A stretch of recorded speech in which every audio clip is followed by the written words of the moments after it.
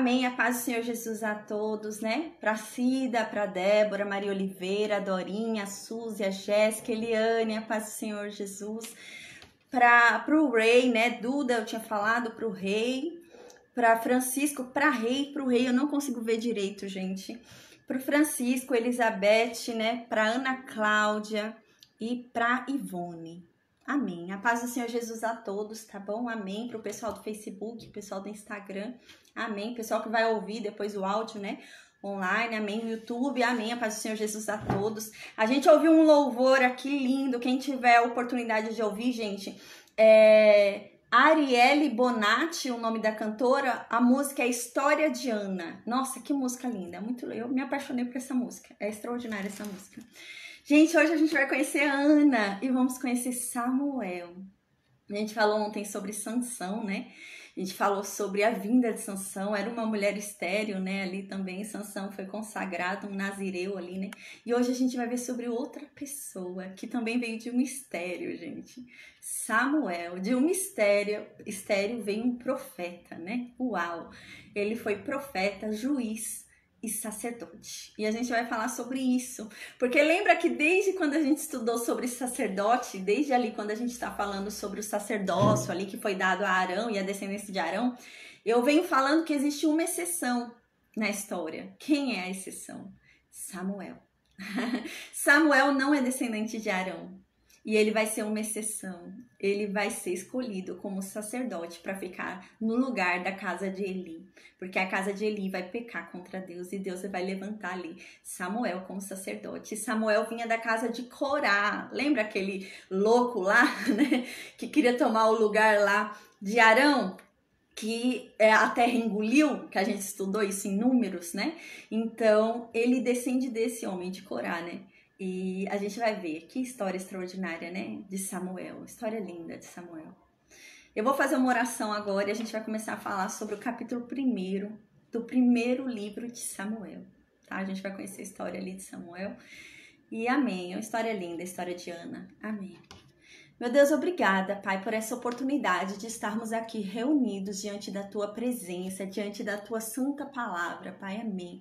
Nós temos prazer em Ti, nós temos prazer na Tua palavra, nós temos prazer na Tua verdade, Pai, amém. Meu Deus, se revela para nós, Pai.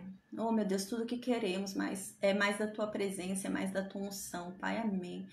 Que o Senhor nos esvazie de nós mesmos e que o Senhor nos encha de Ti, porque a perfeição vem de Ti, a santidade vem de Ti, Pai, amém.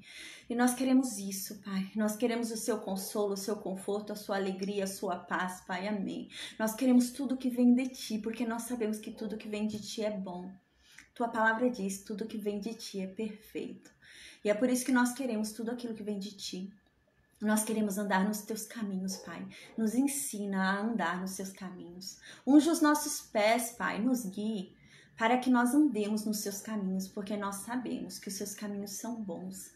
Nós sabemos que a Sua vontade é boa, perfeita e agradável. Nós sabemos que tudo coopera para o bem daqueles que no Senhor creem. Então nós não nos prendemos às circunstâncias vividas, porque a Tua palavra diz que o justo viverá pela fé. A Tua palavra não diz que o justo viverá por aquilo que ele vê, por aquilo que acontece na vida dele ou por milagres que o alcançam. Mas o justo viverá pela fé. E amém, meu Deus, nós queremos viver de fé. Então, meu Deus, fala conosco, porque a Tua palavra diz que a única forma de nós conseguirmos aumentar a nossa fé é conhecendo mais a Ti. A Tua palavra diz que a única forma de recebermos fé é por meio da Tua palavra. Amém, meu Deus, e nós queremos ouvi-la.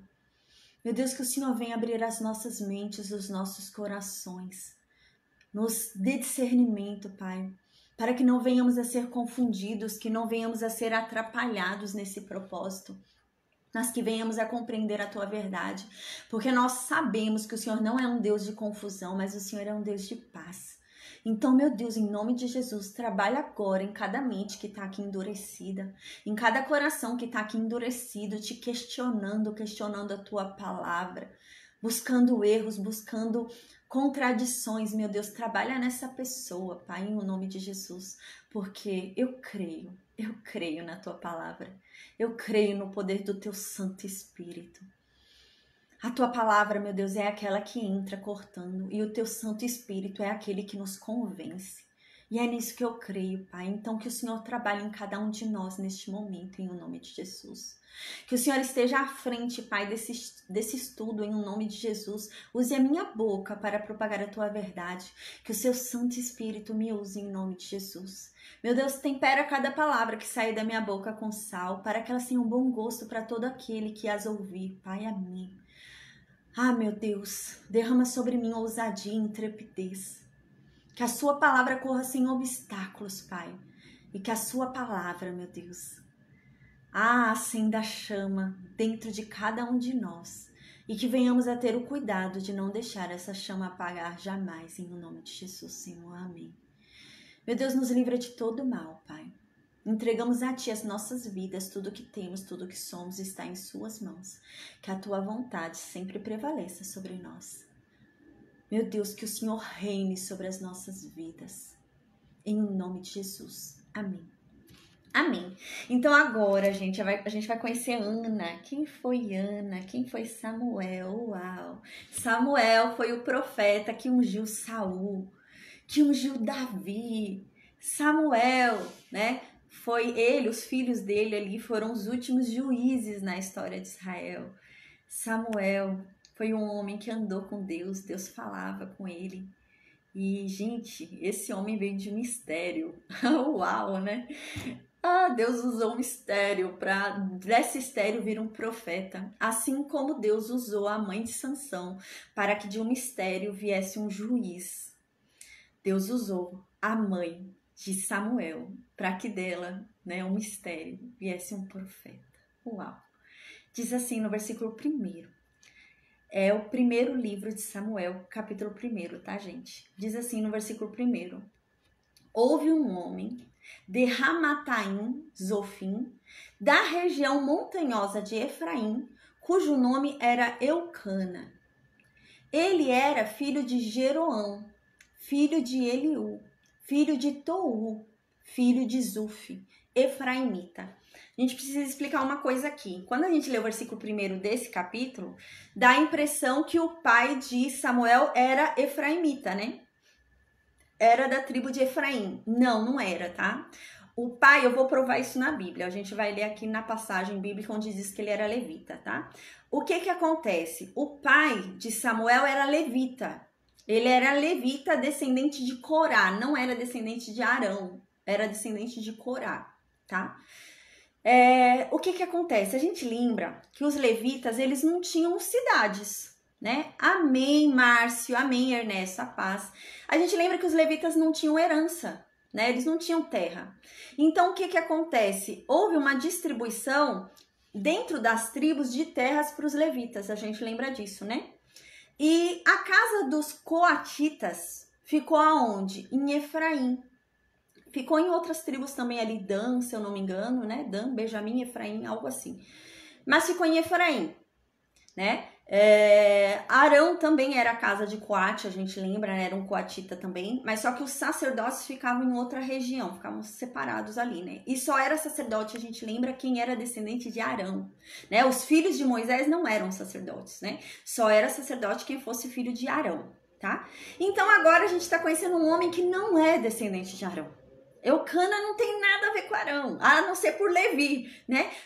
E Coate, mas ele não é descendente de Arão. Eucana é descendente de Corá, tá? Então eu vou mostrar isso na Bíblia, tá? Ele não era um efraimita, ele vivia em Efraim, né? A cidade dada a ele, a casa dele, que é a casa dos coatitas, que não eram sacerdotes, foi entregue ali em Efraim. Então ele vivia em Efraim, mas ele era um levita, tá bom? Onde é que a gente vê isso? Que ele era um levita? Onde a gente vê que isso não é coisa da minha cabeça, eu não tô inventando, né? Samuel era um levita, gente. Samuel não era efraimita, Samuel era levita. Onde que a gente vê isso, né? Que realmente Samuel era um levita. Que Eucana era um levita. Em 1 Crônicas, capítulo 6, do versículo 33 ao 38. Eu vou ler, tá? A paz, Adriano, amém. Eu vou ler. E no livro de Crônicas fala sobre a genealogia ali de Levi, né? Fala sobre a genealogia de Samuel. Então a gente vê que Samuel era levita. A gente vê que o pai de Samuel era levita. Eles viviam em Efraim, mas eles eram levitas, eles não eram efraimitas, tá? Então, realmente, Samuel vai virar sacerdote? Vai, né? Mas ele era um efraimita, né? Ele não era... Gente, eu me atrapalhei aqui. Eu fui adicionar uma pessoa no Meet, eu me atrapalhei.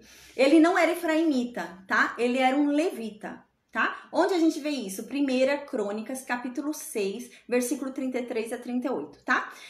A gente viu sobre as cidades entregues ali aos coatitas, a gente viu isso em Josué, capítulo 21, tá? Então lá você vê que Efraim era uma cidade que foi entregue aos coatitas que não eram sacerdotes, que era o caso de Eucana. Eucana não era descendente de Arão. Então Eucana não era sacerdote, ele não podia ser sacerdote. Quem não fosse descendente de Arão não podia ser sacerdote. Mas a gente já vai entender a exceção de Samuel, né? E tá escrito na lei essa exceção, na lei de Deus, da aliança. Diz assim, 1 Crônicas, capítulo 6, versículo 33 ao 38. São estes os que serviam como os seus filhos. Dos filhos de coatitas, quem é que serviam? Remã, ele era cantor. Ele era filho de quem? De Joel. Joel era filho de quem? De Samuel, que a gente vai conhecer hoje. Samuel era filho de quem? De Eucana. Eucana era filho de quem? De Jeroão. Jeroão era filho de quem? De Eliel. Eliel era filho de quem? Era de Toá. Zuf, né? Toá era filho de Zuf. Zuf era filho de quem? De outro Eucana, tá? Não é o pai de Samuel, é outro Eucana. E esse Eucana era filho de quem? De Maate, né? Esse Maate era filho de Amazai. Esse Amazai era filho de outro Eucana. Tinha muito Eucana nessa genealogia, né? E esse Eucana era filho de Joel. Esse Joel era filho de Taate. Eu pulei aqui. Esse Joel era filho de Azarias. Esse Azarias era filho de Sofonias. Sofonias era filho de Taate. Taate era filho de Assir. Assir era filho de Ebiasaf. Ebiasaf era filho de Corá. Entendeu? A gente tá chegando onde eu quero chegar. Então, ele era descendente de Corá, daquele homem que fez aquela rebelião louca contra Moisés e Arão. E Deus tragou um monte de gente pela terra. Lembra que abriu um buraco e engoliu todo mundo ali? Então, esse homem, esse revoltoso que a gente estudou, ele era descendente desse homem, né?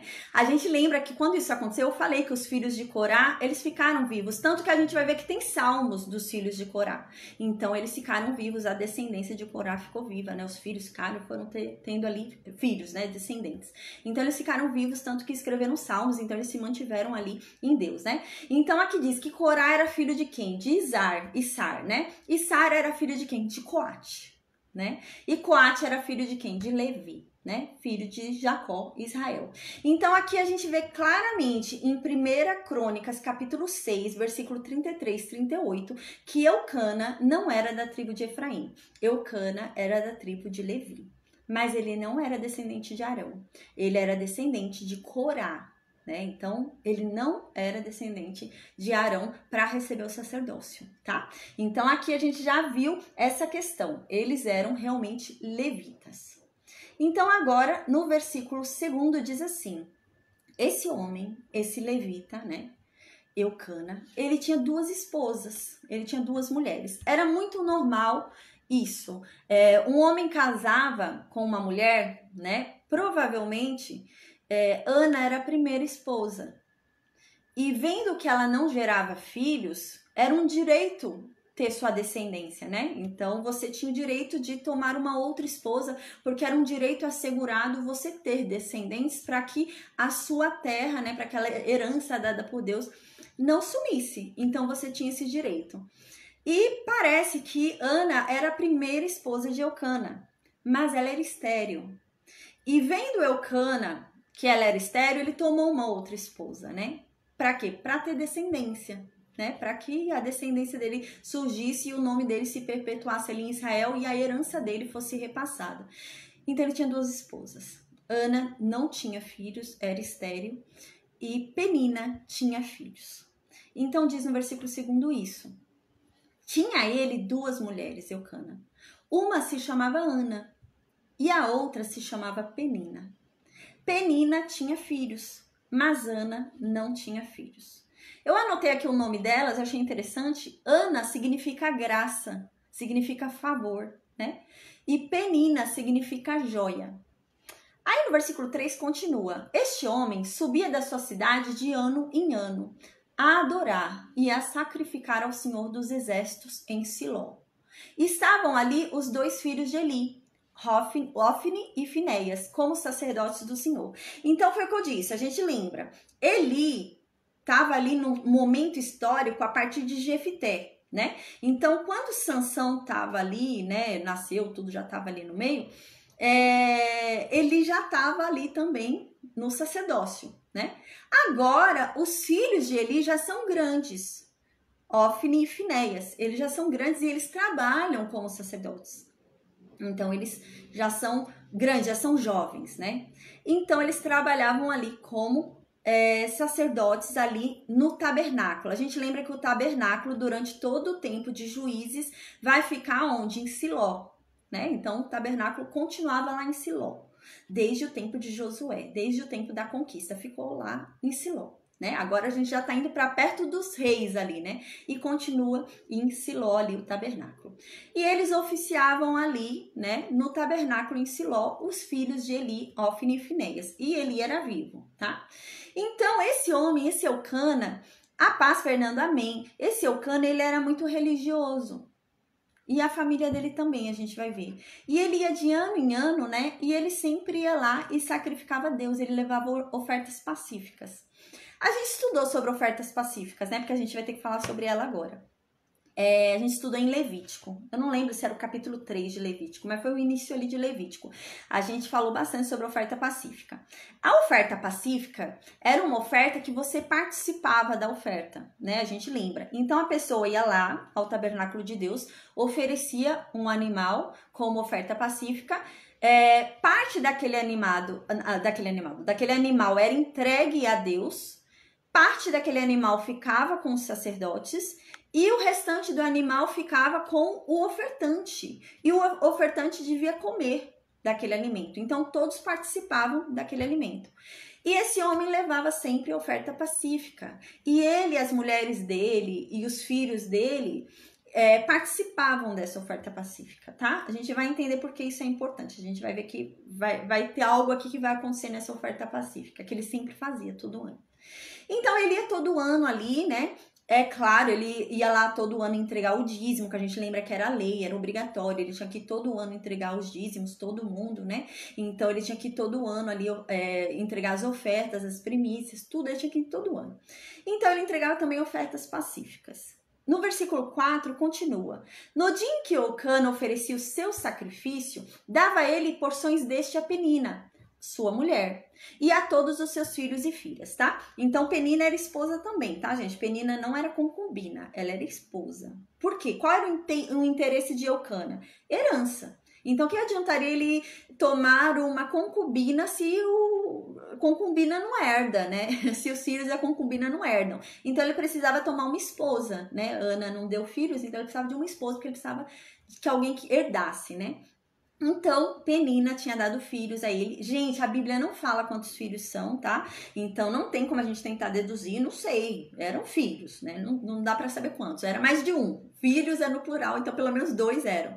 Mas não tem como saber quantos, tá? E não é importante pra gente saber esse tipo de informação, né? O que a Bíblia não revela é porque não é útil. Não tem interesse da gente ficar quebrando cabeça tentando saber quantos filhos Penina tinha. Então, não importa. Mas ela tinha filhos, no plural, pelo menos 2, né? Então, ele ia lá, ofertava, fazia a oferta pacífica lá no tabernáculo, e o que retornava para ele, que era para ele comer, os ofertantes comerem ali, ele podia chamar, a gente lembra quando estudou oferta pacífica, você podia chamar até vizinhos para comerem. Você podia chamar bastante gente, desde que não fosse ninguém ali impuro, né? Ninguém que estivesse com nenhuma impureza ali, podia ser convocado e você podia fazer um grande churrasco para todo mundo e sair distribuindo. Então, aqui diz no versículo 4 e 5 que ele fazia uma diferença na hora de entregar essa oferta para a família dele. O que acontece? Ele voltava com a carne que era para ele e a família dele comerem.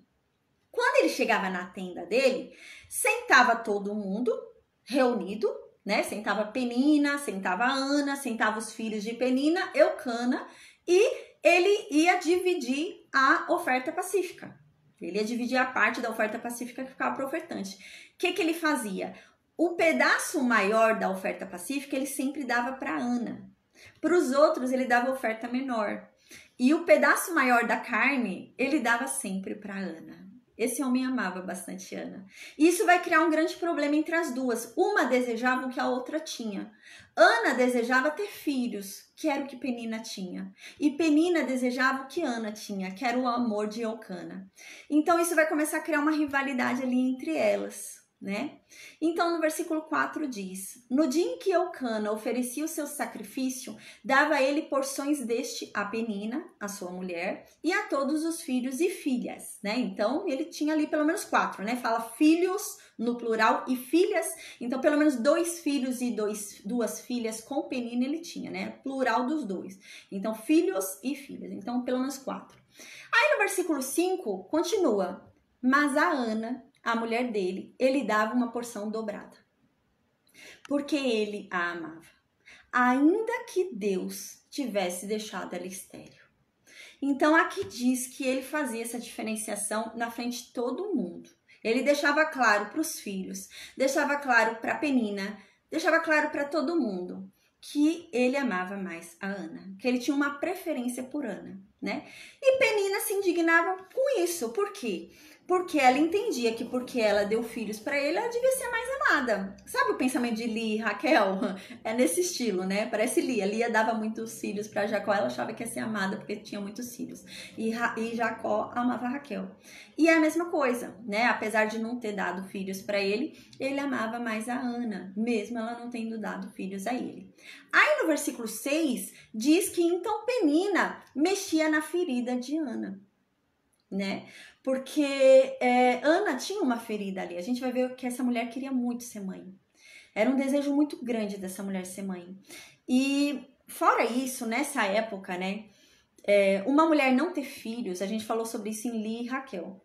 Uma mulher não ter filhos, não gerar filhos ao seu esposo nessa época, era um motivo de vergonha. Por isso que Raquel fala, Deus tirou a minha vergonha, né? Quando vem José. Então era um motivo de vergonha para a mulher, né? Porque era depositado nela toda a esperança de uma descendência daquele homem e a possibilidade da vinda da salvação por meio daquela geração. Então era uma carga muito grande sobre a mulher. E ela era envergonhada, né? Tirava-se sarro dessa mulher, né? Então era algo muito duro para uma mulher aguentar esse tipo de coisa, suportar a esterilidade, né? Então essa mulher, Ana, ela já sofria muito por si mesma, pelas cobranças pessoais e fora a cobrança daquela época social. Então Penina pesava ainda mais.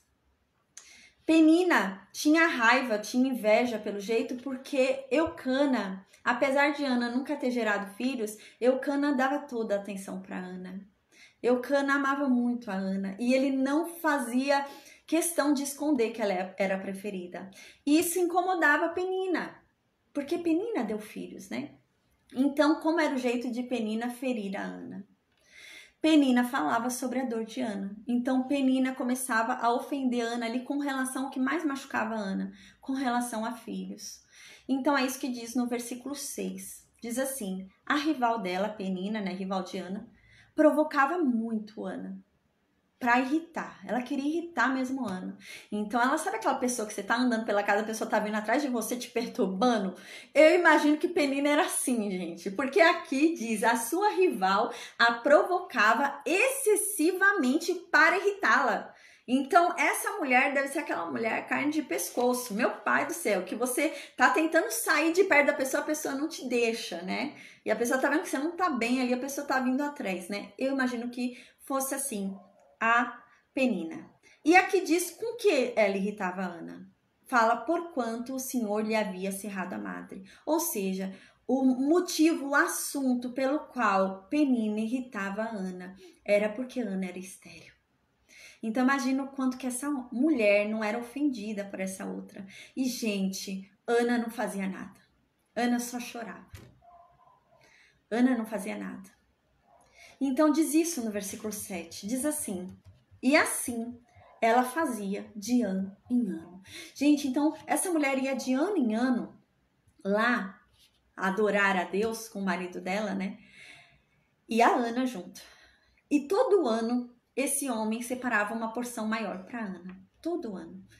E Penina não gostava disso. Penina ficava com raiva. Por que você recebeu uma porção maior se você nem filhos não deu? Eu que dei filhos para Eucana, né? Então ela ficava provocando Ana toda vez por causa dessa porção maior. E diz aqui que ela fazia isso ano após ano. E a Ana ficava tão irritada que ela não conseguia comer a porção dela. Então, a porção que havia sido dada em dobro para ela ali pelo marido dela, ela estava tão chateada, tão atormentada, gente. Sabe aquela coisa que você tá tão triste a ponto de perder a fome? Era a Ana. Coitada, não era fácil não. O que essa Penina devia falar para essa mulher não deveria ser fácil. E essa mulher ficava tão amargurada, tão chateada com aquilo tudo que ela ouviu, que ela não sentia mais fome e ela não comia. Então diz isso no versículo 7. E assim Penina ficava fazendo de ano em ano, todas as vezes que Ana ia à casa do Senhor. Então Penina a irritava, dizendo que ela não tinha gerado filhos. E como que ela vai receber a porção maior se Deus não a abençoou? E Penina ficava. Então Ana chorava e não comia. Ela não conseguia comer daquela oferta pacífica. Então, no versículo 8, gente, Eucana percebia isso. Não era desapercebido ao marido isso, essa provocação de Penina, né? Eucana percebia e Eucana tentava consolar Ana. Mas, gente, o homem não tem ideia, né? Quando a mulher quer ter filho, gente, homem não sabe o sentimento de ser mãe, não sabe o sentimento de gerar. Como que um homem vai tentar consolar uma mulher que quer gerar um filho no seu ventre e não gerou ainda? E olha que Eucana fala, Eucana, homem não tem ideia do que é isso. Então o homem chegava nela, né? Eucana chegava em Ana e falava: ah, Ana, por que você tá chorando, Ana? Eu não sou melhor do que 10 filhos para você? Então, o que adianta? Eu valho mais do que 10 filhos, né? Mas ele não entendia que não é essa a questão. A questão é que ela quer gerar, ela quer ter filho, né? E homem não entende, né? Não adianta. E ele vinha tentar consolar a Ana dessa forma, mas não a consolava. Porque ela queria gerar, ela queria ter filhos. Então diz isso no versículo 8. Então Eucana, o marido dela, chegava até ela, né? Vendo que ela estava chorando por causa de Penina, né? Imagina, que mulher, né? Então ele vinha e falava para Ana: Ana, por que você está chorando? Por que você não come da oferta pacífica? E por que você tá tão triste? Por acaso eu não sou melhor para você do que 10 filhos, Ana? Gente, esse homem não entendia, né? Acho que é mais fácil uma mulher tentar entender esse desejo de outra mulher de ser mãe, né? É mais fácil, porque homem não gera, né? Não vai entender. E ele não entendia. Isso não consolava a Ana jamais, jamais, jamais. A Ana tinha um desejo muito grande de ser mãe. Então, no versículo 9, diz assim: após terem comido e bebido em Siló, estando Eli, o sacerdote, assentado numa cadeira, junto a um pilar do templo do Senhor. Então aqui, gente, provavelmente ele não era juiz ainda. A gente vai ver que, na verdade, Eli viveu 98 anos, se eu não me engano. E ele vivia como sacerdote, né? Ele depois foi sumo sacerdote, né? Ficava como sacerdote ali no início. Mas ele ficou 40 anos como juiz. Então a gente vê que a maior parte do tempo ele passou como o quê? Sacerdote, sumo sacerdote. Então provavelmente ele ainda não era juiz aqui, pode ser que não. Mas ele já oficiava, né? Ele já trabalhava no templo ali, né? Então aqui diz que ele estava lá no templo nesse dia. Ele estava trabalhando lá, né? No templo. E eles tinham comido. A família de Eucana, né? Ana, Penina, os filhos de Penina tinham comido, né? Ele estava ali no tabernáculo, né? Sentado numa cadeira, junto ali ao templo do Senhor. Então, no versículo 10, Ana se levanta depois de ter comido a oferta pacífica. E diz aqui: e com amargura de alma, orou a Deus, e ela chorou muito. Aqui, quando diz com amargura de alma, gente, é no significado, é no sentido de uma dor tremenda. Sabe quando dói a alma? Era nesse sentido, a dor já não era mais física. A dor dessa mulher era dor na alma. Era nesse sentido. Era muito mais sério. Como se cura uma dor na alma, né? Era isso. O nível da dor dessa mulher. Era uma dor na alma. Então ela se levantou. Mais um ano comendo uma oferta pacífica dobrada ali, né? Ela conseguiu comer um pouco aquele ano. Então ela se levantou já cansada. E com uma dor tremenda na alma, ela começou a orar a Deus. Ela foi lá pro tabernáculo, lá na porta do tabernáculo. E ela começou a orar a Deus. E ela começou a chorar muito. Chorava muito essa mulher. Então no versículo 11 diz que essa mulher fez um voto para Deus. E ela disse assim: Senhor dos exércitos, se o Senhor benignamente atentar para a minha aflição, se o Senhor olhar para a minha aflição com bondade, se o Senhor de mim se lembrar, se o Senhor de mim não se esquecer, e o Senhor me der um filho homem, eu juro, Deus, que eu devolverei ele para o Senhor. Todos os dias da vida dele, ele será seu, Deus. Eu devolverei ele ao Senhor. E sobre a cabeça dele nunca se passará uma navalha. Gente, olha o tamanho do nível dessa mulher, né? Do nível da dor dessa mulher. Ela queria gerar. Ela queria gerar. Ela queria saber o que é gerar. Gente, ela estava tão atordoada ao ponto de ela falar: Senhor, se o Senhor me permitir gerar, eu não vou cuidar do meu filho, eu te entrego ele. Gente, essa mulher vai entregar o filho dela com 3 anos de idade, imagina. E, gente, ela não ficava do lado, não, para ir visitar todo dia, não, viu? Sabe quando que ela via Samuel? Uma vez por ano. E ela estava a esse ponto. A dor dessa mulher era tão grande, era tamanha, que ela estava a esse nível. Senhor, eu aceito ficar longe do meu filho e vê-lo uma vez por ano, mas eu quero ter um filho, ainda que eu veja só uma vez por ano. Gente, olha o tamanho da dor dessa mulher. Então ela fala isso para Deus: Senhor, se o Senhor me der um filho, eu vou devolvê-lo ao Senhor. E ele vai ser seu por toda a vida dele. Eu jamais vou vir aqui na tua casa buscar ele. Ele vai ser seu. Eu vou vir uma vez por ano ver meu filho. E na cabeça dele jamais vai passar uma navalha. A gente lembra, em número 6, fala sobre o nazireado, né? O voto do nazireu é o voto da consagração. Então você se consagra a Deus, você se separa para Deus, você é de Deus.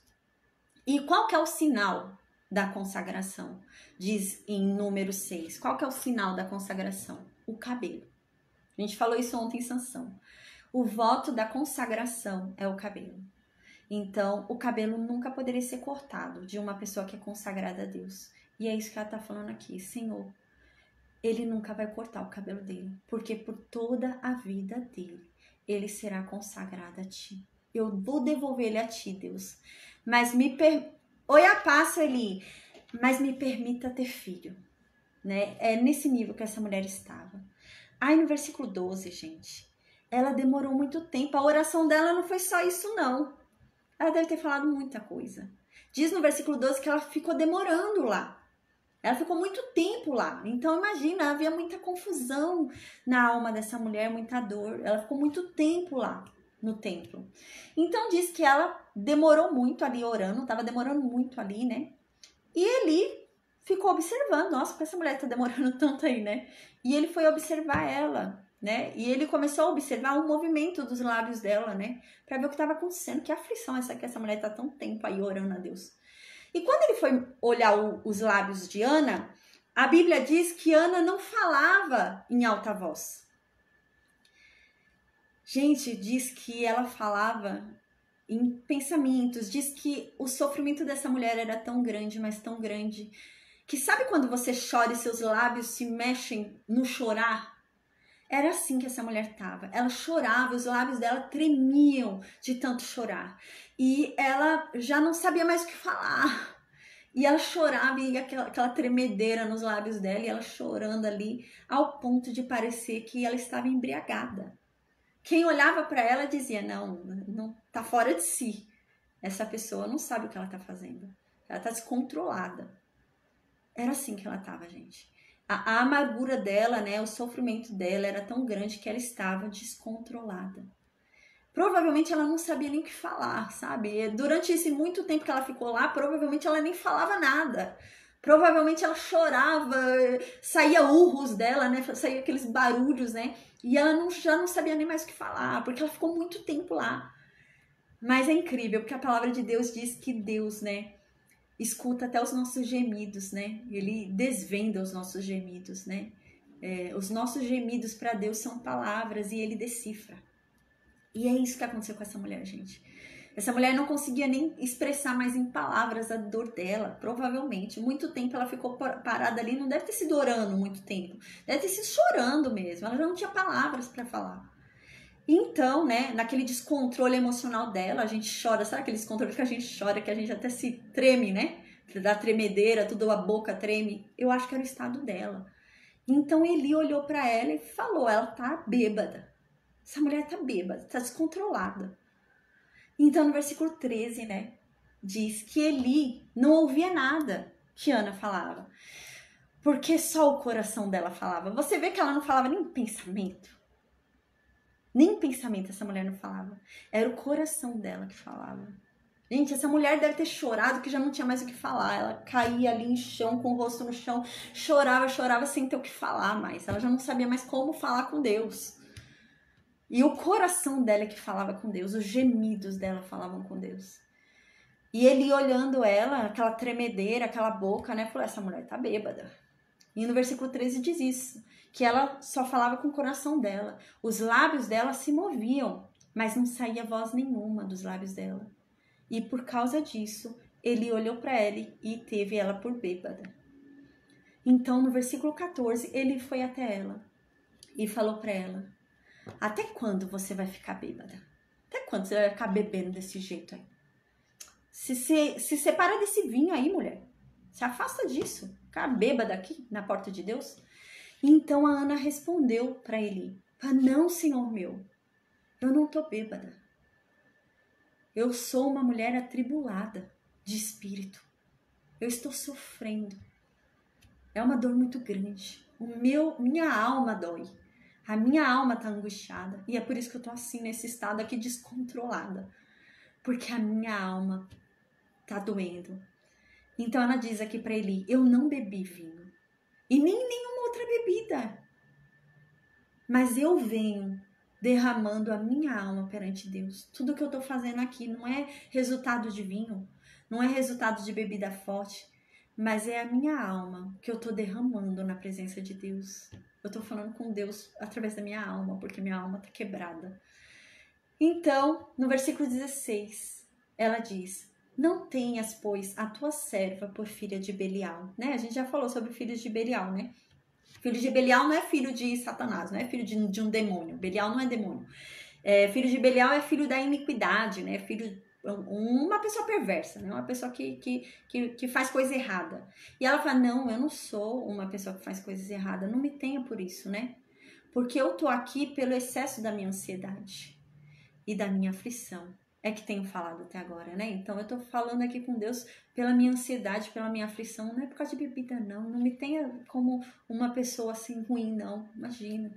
Então Eli vai e responde para Ana: vai em paz, Ana. Vai em paz, mulher, né? E que Deus te dê o que você pediu. Nossa, amém, né? Então, no versículo 18, ela disse para Eli: acha a tua serva mercê diante de ti. Assim a mulher se foi em seu caminho e comeu, né? Aqui diz, né?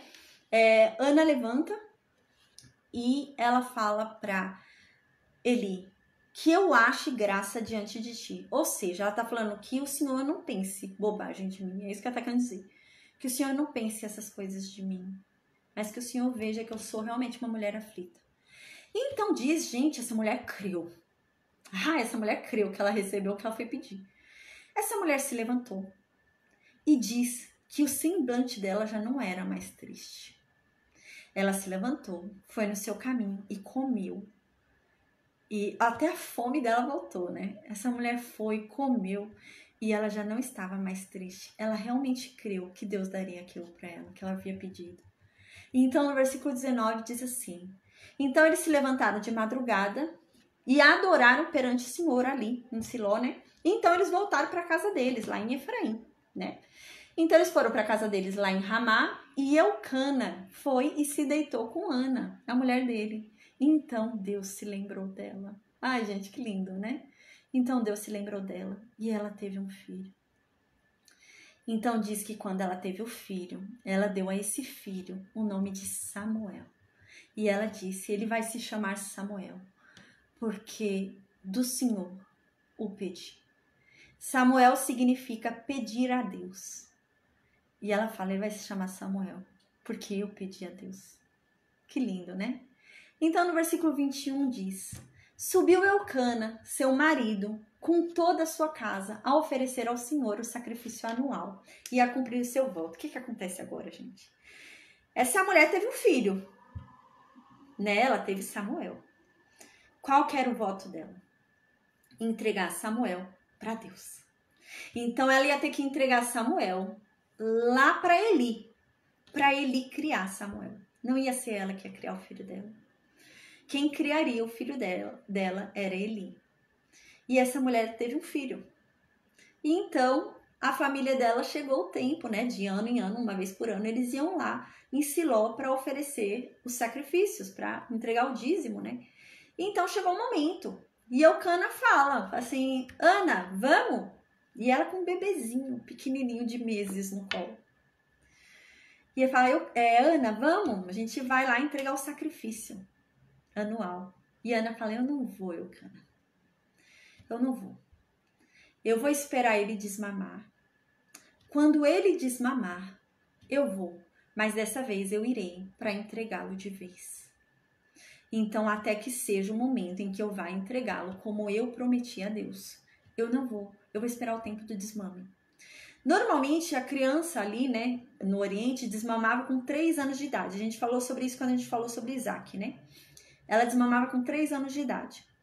Então, ela tá falando, eu vou ficar com ele até o tempo de eu dar um mamar, né? Com 3 anos, eu vou subir e entregar ele para Eli. Então, diz isso no versículo 21 e 22. Então, subiu Eucana, o marido de Ana, com toda a casa dele, com Penina, com os filhos de Penina, né? E foi oferecer lá a Deus, lá em Siló, o sacrifício anual que tinha que oferecer, né? Os dízimos, tudo. Aí, no versículo 22, diz que Ana não foi. Porque bebezinho de colo, ali ela estava amamentando, ela não foi. Aí ela disse assim para o marido dela, né? Quando ele perguntou, né? Se ela ia, não ia. Ela falou, olha, eu não vou agora. Quando ele for desmamado, eu vou. Eu vou, levo ele e ele já vai ficar lá. Não vai voltar mais com a gente, né? E vai ficar lá com Deus para sempre. Então Eucana respondeu para ela, né? Aqui eu anotei uma coisa importante, né? De se falar. A gente vê que a Ana tá falando que ela não vai, né? Ela não vai no sacrifício anual. A gente lembra que os Shabats eram obrigatórios, né? Esses Shabats, né? Lembra? Cada festa era um Shabá, né? A gente lembra que Shabá não era só o sábado semanal. Cada festa era chamada de Shabá. E todo Shabá era obrigatório, né? Então, aqui era aquele encontro anual, tinha que ter aquele encontro anual ali que eles se encontravam tudo, e ela não foi, que era o encontro do sacrifício ali tudo, e ela não foi, né? Era obrigatório ela ter ido? Não. Por quê? Porque em Êxodo 23:17 a gente estudou que só os homens eram obrigados a ir. Os homens eram convocados e obrigados a ir. As mulheres não eram obrigadas, então elas poderiam não ir. Mas os homens eram obrigados a ir. Então Eucana não podia dizer que não ia, né? Mas Ana não tem problema ela falar que ela não ia, tá bom? Então agora continuando, né, no versículo 23 diz assim: respondeu-lhe Eucana, né, diante do que Ana falou, que só ia quando ele desmamasse. Eucana fala, faça o que for melhor para você, o que melhor te agradar, né? Fica, então, ele até que ele desmame, né? Ele concorda com ela. Então que ele fique até desmamar mesmo, né? Tão somente confirme Deus a sua palavra. O que ele quis dizer aqui? Ele falou assim, tão somente seja Deus com ele. Então, somente Deus abençoe e que Deus proteja ele, porque a gente está entregando nosso filho para outro criar. Era isso, né? E Elcana fala, então somente Deus seja com ele, porque a gente está entregando nosso filho para outra pessoa criar. Olha só, gente. E ele fala, não, quem vai criar nosso filho é Deus. Então ele fala que somente Deus cumpra isso e ele cria o nosso filho, que a gente está entregando para Deus criar, né? Então assim, Ana ficou lá. Ana ficou, criou o filho no peito, né? Até que o filho desmamou. Então no versículo 24 diz que quando Samuel desmamou, ela foi lá para o sacrifício anual. E ela levou, gente, um menininho de 3, 4 anos. Oh, meu Deus. Imagina, levar uma criancinha de 3, 4 anos para ser criada por outro. Ela fez isso, essa mulher. Ela cumpriu a parte dela no voto. E a gente vai ver que Deus a abençoou por isso, né? Então, no versículo 24, ele desmamou. Ela levou ele com ela ali, né? No sacrifício anual. Levou também novilho de 3 anos, né? Um efa de farinha, que a gente já falou sobre isso, né? Um odre de vinho. E apresentou lá a casa de Deus em Siló. O menino ainda era muito criança. Gente, tá falando que o menino era muito pequenininho. Oh, meu Deus, 3, 4 anos. Era uma criancinha. E ela levou para entregar ali. A paz, Mateus, amém. Entregou Samuel ali para Eli criar. Imagina. Então, no versículo 25 diz que mataram lá o novilho, né?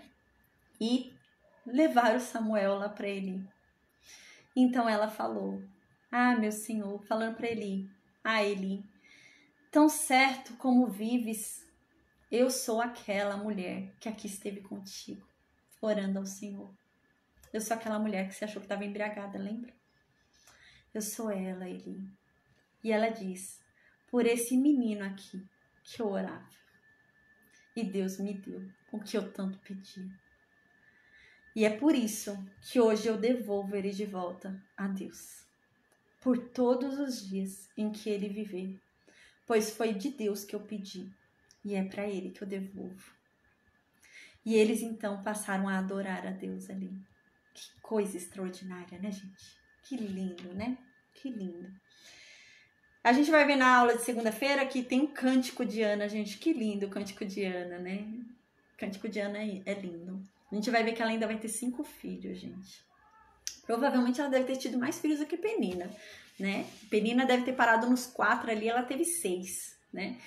Então, que lindo, né? Que lindo. Ela deve ter tido mais do que Penina. E o cântico dela, depois a gente vai ver na próxima aula o cântico dela, que ela fala que a estéril teve mais filhos do que a fértil, né? É lindo o cântico. Na próxima aula a gente vai ver também que Samuel começa a crescer ali dentro do tabernáculo, né? Ele começa a criar Samuel como sacerdote. Ele vestia a roupa de sacerdote, Samuel. E a gente vai entender como é que isso vai acontecer. Eu vou mostrar na lei, que a lei previa isso, né?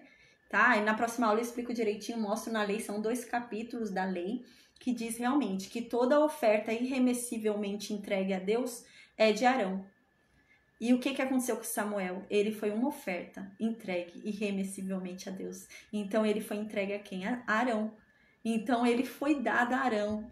Era como se ele fosse descendente de Arão. Então ele podia ser sacerdote, porque ele era propriedade de Arão, né? Então a gente vai falar sobre isso na próxima aula. A gente vai lembrar onde que a gente viu isso. São dois capítulos diferentes de 2 livros. Então a gente vai ver sobre isso, tá bom? Aí na próxima aula, então, a gente vai falar sobre o cântico de Ana e vamos falar mais um pouquinho sobre Samuel também na semana que vem, tá bom? Então, amém, gente. Que Deus abençoe a todos nós, que vocês tenham aproveitado bastante esse capítulo de hoje. Essa história é linda, né? A história de Ana é comovente.